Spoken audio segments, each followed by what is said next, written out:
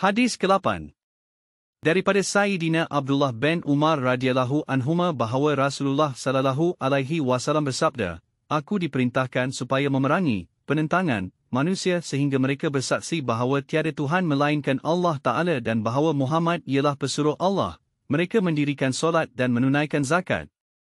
Apabila mereka menunaikan perkara tersebut, maka mereka telah memelihara darah dan harta mereka daripada tindakan yang diperintahkan kepada aku melainkan dengan hak yang dibenarkan oleh Islam.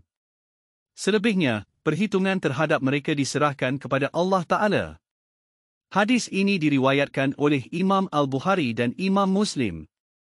Pengajaran hadis.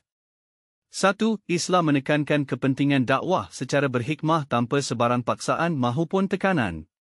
2. Kehormatan manusia wajib dipelihara kerana Allah Ta'ala telah mengangkat kemuliaan insan dalam kalangan manusia. 3. Semangat masyarakat majmuk yang harmoni menuntut kita menyantuni kepelbagaian dengan penuh kemesraan berpandukan syariat.